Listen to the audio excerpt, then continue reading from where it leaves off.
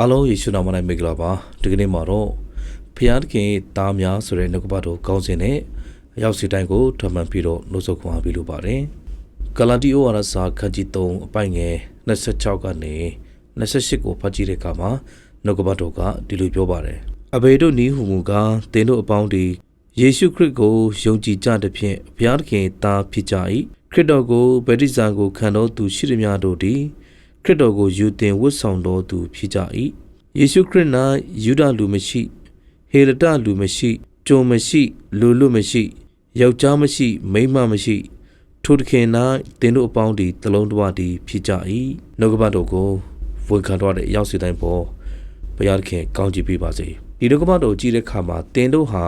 ဘုရားသခင်ရဲ့သားသမီးတွေဖြစ်တယ်ဘယ်သူတွေကိုပြောတယ်လဲဆိုတော့ယေရှုခရစ်တော်ကိုမိမိရဲ့ကယ်တင်ပါရှင်ဖြစ်ယုံကြည်လက်ခံတော်သူတွေကိုပြောတာဖြစ်ပါတယ်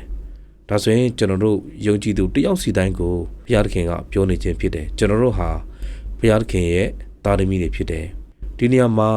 ဘုရားသခင်ရဲ့သားသမီးတွေလို့ပြောတဲ့အခါမှာဘုရားသခင်သားသမီးတွေဖြစ်စေဖို့လို့ငါထင်ဟပ်စေတဲ့ဝိညာဉ်တော်ဘောအချို့ကိုဒီနေရာမှာတွေ့ရမှာဖြစ်တယ်ရှေဘောလူကဒီမှာပြောထားလဲဆိုတော့ခရစ်တော်ကိုယူတင်ဝတ်ဆောင်တော်သူနောက်ပြီးတော့ခရစ်တော်၌တလုံးတဝတည်းရှိဖို့လိုတယ်ဆိုတဲ့ဒီအသုံးလုံးကိုသုံးထားပါတယ်အဲ့တော့ဘုရားသခင်ရဲ့သားသမီးတွေလို့ပြောလာတဲ့အခါမှာကျွန်တော်တို့ခရစ်တော်ကိုယုံကြည်လက်ခံတော်သူဖြစ်ရမယ်ဒါ့အပြင်သခင်ယေရှုခရစ်တော်ကိုယူတင်ဝတ်ဆောင်ရမယ်ဆိုတဲ့တဘောကနေ့စဉ်ကျွန်တော်အသက်ရှင်တဲ့အခါမှာခရစ်တော်ကိုယူတင်ဝတ်ဆောင်ပြီးတော့အသက်ရှင်ရမယ်အဲ့တော့ကျွန်တော်အလုပ်တွားတဲ့ခါပဲဖြစ်ဖြစ်အိမ်မှာနေတဲ့ခါပဲဖြစ်ဖြစ်ဘုရားကျောင်းမှာပဲဖြစ်ဖြစ်နေပေတိုင်းနေရာတကာရောက်တဲ့ခါတိုင်းမှာခရစ်တော်ကိုယူတင်ဝတ်ဆောင်ရမယ်တဘောကခရစ်တော်ရဲ့စိတ်နှလုံးရှိရမယ်ခရစ်တော်ရဲ့စိတ်တဘောရှိရမယ်ခရစ်တော်ကနှိမ့်ချတယ်ကျွန်တော်တို့ကလည်းနှိမ့်ချရမယ်ခရစ်တော်ကစိတ်ရှည်တယ်ကျွန်တော်တို့ကလည်းစိတ်ရှည်ခြင်းပါရမီကိုယူတင်ဝတ်ဆောင်ရမယ်ခရစ်တော်ကပေးကမ်းတယ်ကျွန်တော်တို့ကလည်းပေးကမ်းခြင်းနဲ့အသက်ရှင်ရမယ်ခရစ်တော်ကလူတွေကိုချစ်တယ်ကျွန်တော်တို့ကလည်းအချင်းချင်းချစ်ရမယ်ကိုယ်ညီကိုမောင်နှမတွေတပါးမျိုးသားတွေဘုရားသခင်ကိုမသိတဲ့လူတွေသူတို့ကိုကျွန်တော်တို့ချစ်ချင်းမေတ္တာနဲ့ဖေးမရမယ်တော်ကသူတစ်ပါးကိုကူညီမဆားတယ်ကျွန်တော်တို့ကလည်းကူညီမဆားရမယ်ဒါမှတခင်ယေရှုခရစ်တော်ကိုယူတင်ဝတ်ဆောင်တယ်လို့ကျွန်တော်တို့နားလည်ရမှာဖြစ်ပါတယ်တို့မှဒါလည်းကျွန်တော်တို့ဟာဖခင်သခင်ရဲ့မိတွေဖြစ်တယ်ဆိုတော့ကိုဒီနှုတ်ကပတ်တော်ကကျွန်တော်တို့ကိုပြောနေခြင်းဖြစ်ပါတယ်ဒါကြောင့်ကျွန်တော်တို့ဖခင်သခင်သားသမီးလို့ပြောတဲ့အခါမှာကျွန်တော်တို့ဟာတာဝန်ကြီးတယ်အထူးသဖြင့်ခရစ်တော်ကိုယူတင်ဝတ်ဆောင်ပြီးတော့နေ့စဉ်တိုင်းမှာအသက်ရှင်ဖို့ဖြစ်ပါတယ်လူတွေကကျွန်တော်တို့ကြည့်တဲ့အခါမှာအော်ဒါဖခင်သခင်ရဲ့သားသမီးတွေပဲယုံကြည်သူပဲယုံကြည်သူတွေပဲဆိုပြီးတော့အတူတွေကကျွန်တော်တို့ကိုမြင်တဲ့အခါမှာဖခင်ရဲ့ဘုန်းတော်ထင်ရှားစေဖို့ခရစ်တော်ကိုနေ့ရက်စဉ်တိုင်းမှာယူတင်ဝတ်ဆောင်ရမှာဖြစ်ပါတယ်နောက်ပြီးတော့ဒီနှုတ်ကပတ်တော်မှာဆက်ပြီးပြောတဲ့အရာကယေရှုခရစ်၌ယူဒလူမရှိဟေလတလူမရှိဂျုံမရှိလူမရှိယောက်ျားမရှိမိန်းမမရှိဆိုတဲ့တဘောကတခင်ယေရှုခရစ်တော်ထဲမှာကျွန်တော်တို့က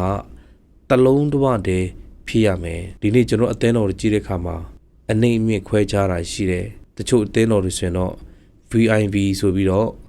့နေရာတွေပါတတ်မှတ်ထားတယ်ဒါကဘာပြောချင်လဲဆိုတော့ခွဲခြားတဲ့လက္ခဏာလေးတွေဖြစ်ပါတယ်အမှန်ဆိုရင်တော့ယူသေးတာကောင်းပါတယ်ဒါပေမဲ့ယေရှုခရစ်တော်ကိုယ်တိုင်လောကကိုကြွလာတဲ့အခါမှာနှိမ့်ချစွာနဲ့အကုန်လုံးတလုံးတစ်ပါးတည်းပဲဆင်းရဲတဲ့သူတွေလည်းအကုန်လုံးဘုရားသခင်ကိုတည်မြင်လာဖို့အတွက်သူကိုယ်တိုင်နှိမ့်ချစွာတရံကိုခံယူပြီးတော့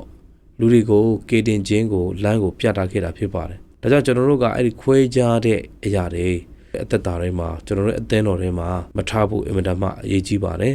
ဒါကြောင့်ခွဲခြားဆက်ဆံတာမျိုးတားရောင်ခွဲခြားတာယာဒူးအနေမြင့်ခွဲခြားတာဆိုတော့ဒီလိုအရာတွေကကျွန်တော်တို့ရဲ့အသက်တာမှာဖျားပုံးတော်မထင်ရှားစေတဲ့အရာဖြစ်ပါတယ်ဒါကြောင့်ရှင်ပေါလုကကျွန်တော်ဖျားသခင်ရှေ့မှာအကုန်လုံးကအတူတူပဲဖြစ်တယ်တလုံးတစ်ဝတည်းပဲဖြစ်တယ်ဆိုတာကိုနားလည်ဖို့ဖြစ်ပါတယ်တို့ပါတော့ကြောင့်ကျွန်တော်ဟာထိုသခင်၌တလုံးတစ်ဝတည်းဖြစ်တယ်လို့နှုတ်ကပတ်တော်ကပြောတော့ကြောင့်ခရစ်တော်ထဲမှာငါပို့ပြီးတော်တယ်ပို့ပြီးတတ်တယ်ဆိုတဲ့ဟာမျိုးမရှိဘူးသူကပို့ပြီးတော့ပေးကမ်းနိုင်တယ်သူကပို့ပြီးတော့ချမ်းသာတယ်သူကတော့ဆင်းရဲတယ်စသဖြင့်ခွဲခြားဖို့မဟုတ်ဘူးထိုသခင်၌သင်တို့ဟာတလုံးတစ်ဝတည်းဖြစ်တယ်လို့နှုတ်ကပတ်တော်ကပြောပါတယ်တို့ပါတော့ကြောင့်ကျွန်တော်တို့ယုံကြည်သူများရဲ့အသက်တာမှာဒီနေ့တင်တို့ဟာဘုရားသခင်ရဲ့သားသမီးတွေဖြစ်တယ်တို့ပါတော့ကြောင့် ရှင်ပေါလုပြောတဲ့အရာကခရစ်တော်ကိုနေ့တိုင်းယူတင်ဝတ်ဆောင်ရမယ်ခရစ်တော်ရဲ့စိတ်တဘောတွေကျွန်တော်အတက်တာတွေမှာရှိရမယ်ခရစ်တော်ကျင့်တယ်လို့ကျင့်ရမယ်တစ်ဖက်မှာလည်းကျွန်တော်တို့ဟာထိုတခင်၌တင်တို့ဟာတလုံးတစ်ပါးတည်းဖြစ်တယ်လို့ပြောပါတယ်ခွဲခြားဆက်ဆံတာမျိုးမရှိရဘူးအသားကြောင့်ခွဲခြားတာမျိုးမရှိရဘူးအနှိမ့်အမြင့်ခွဲခြားတာမျိုးမရှိရဘူးတို့ပါတာလဲဘုရားသခင်ရဲ့ဘုန်းတော်ထင်ရှားမှာဖြစ်တယ်ထိုကဲ့သို့သောဝိညာဉ်လက္ခဏာတွေကိုကျွန်တော်တို့ရဲ့အသက်တာထဲမှာတွေ့မြင်တဲ့အခါမှာတပါးမျိုးသားတွေရဲ့ရှေ့မှာဘုရားရှင်ရဲ့ဘုန်းတော်ထင်ရှားမှာဖြစ်တယ်ဆိုတော့ကိုဒီနှုတ်ကပတ်တော်နဲ့ဝေမျှလို့တယ်တယောက်စီတိုင်းမှာဘုရားရှင်ကောင်းချီးပေးပါစေ